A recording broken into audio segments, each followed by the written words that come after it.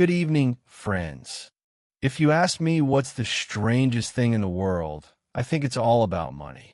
For money, there are people who go through fire and knives, but what's even more interesting is that some rich people spend money in such a way that you can't figure it out for a long time.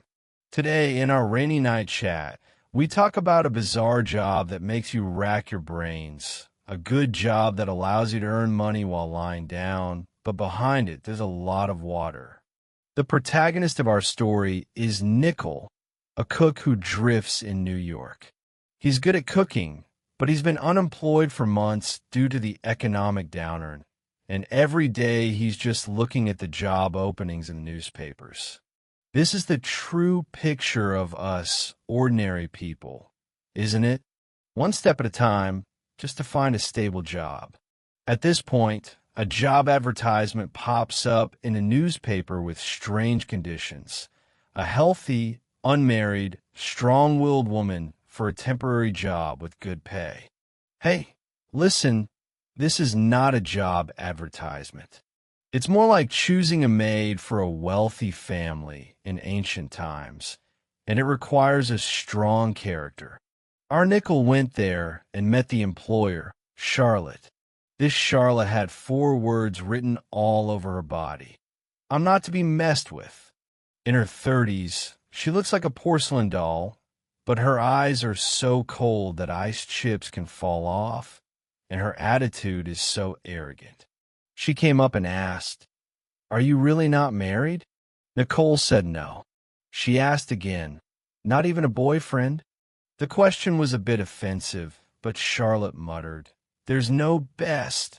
Women in love are the most talkative."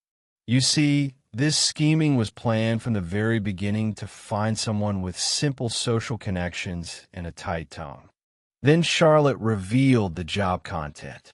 She led Nickel into a gym and pointed to a brand new exercise bike, saying, "Your job is to come here and ride it for 2 hours every Monday, Wednesday, Friday from 10 a.m. to 12 p.m.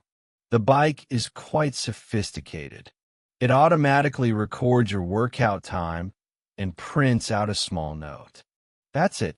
You give me the note, and I'll pay you $250 a week." Nicole was stunned at that moment. You guys, listen. What kind of divine job is this? Pay someone to come to your home to help you exercise? If it were me, in no more than half a year, I would be on par with Schwarzenegger. But Nickel can't do it. He's almost out of his meal, and this pie is coming down. Who cares if it's poisonous or not? Let's continue. And so, Nickel began this strange job. 3 times a week, she would arrive punctually to pedal the bike, and Charlotte would leave on time and come back on time, taking away the note that recorded the time without saying a word more. Nicole was also wondering, but the job was so easy that it paid and exercised. Why not take it? After doing it a few times, Nicole discovered a secret in the gym. On a table in the corner was a framed photo of a muscular man, the then popular fitness star, Big Jim, with his autograph. She immediately figured out, oh, after all this commotion, this rich woman is trying to please her celebrity boyfriend and prove to him that she has been working out and staying in shape all along. But she was too lazy to move. So she came up with such a bad idea of paying someone to sweat. Look, isn't that a good idea? But often, the most reasonable explanation is to cover up the most unreasonable truth. But the good times didn't last long. 2 weeks later, Charlotte fired her in a very rude manner, as if sending a beggar, saying, "You don't need to come again."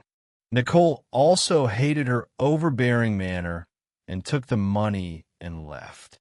Nicole was watching TV at home that night when a piece of news made her hair stand on end.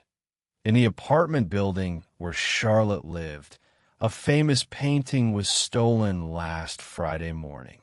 A painting called A Study of the Grand Canal of Venice was stolen worth $300,000. Friday morning? Isn't that exactly the time you're pedaling your bike there? Hey, you guys, do you get a taste of it now?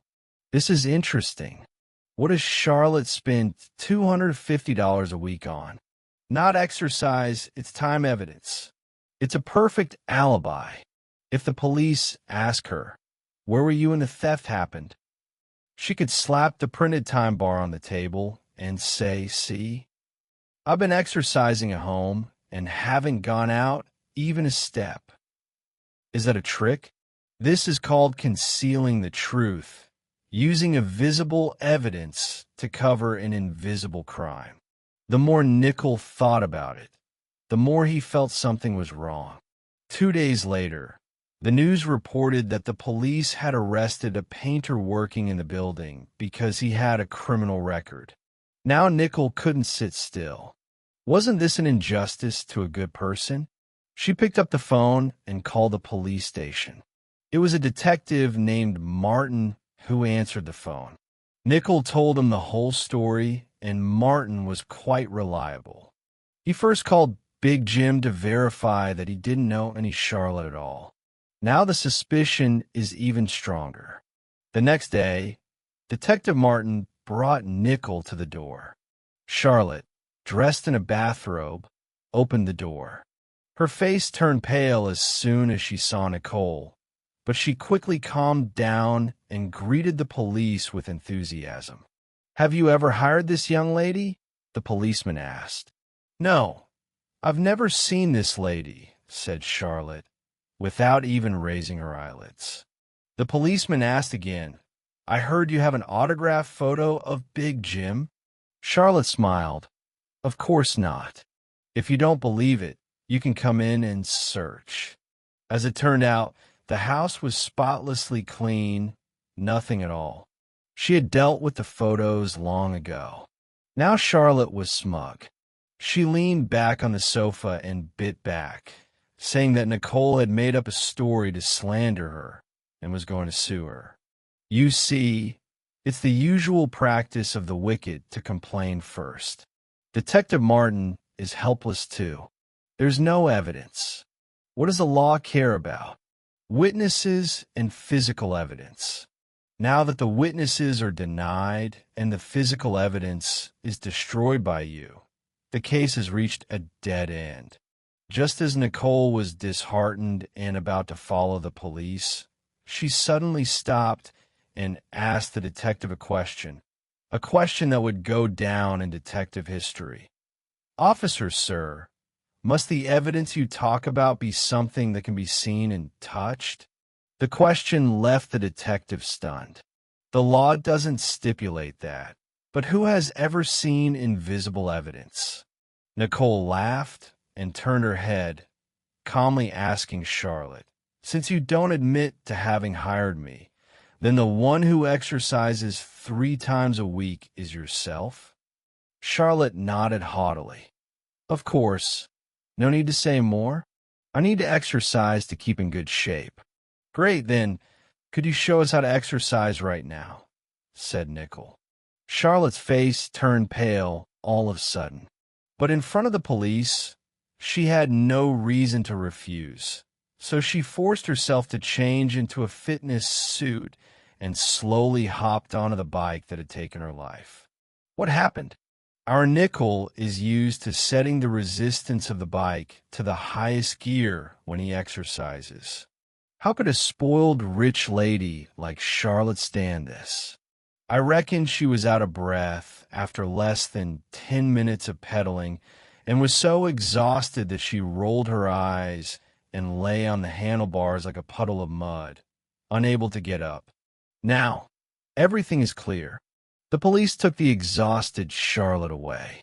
Detective Martin was in awe of Nickel. Everyone, this is what I want to say today about invisible evidence. Sweat is the evidence. Muscle memory is evidence. No matter how much you pretend, your body won't lie. You can fake time bars, you can throw away photos, but you can't fake the results of your workout over time. The truth is sometimes hidden in these most plain and unfathomable physical reactions. So, when it comes to people and things, don't just look at the surface. Sometimes the most crucial clue is precisely that non-existent thing. Well, that's all for today's story. It's time for tonight's rainy night ramblings to come to an end. Get some rest early, everyone. We'll talk next time.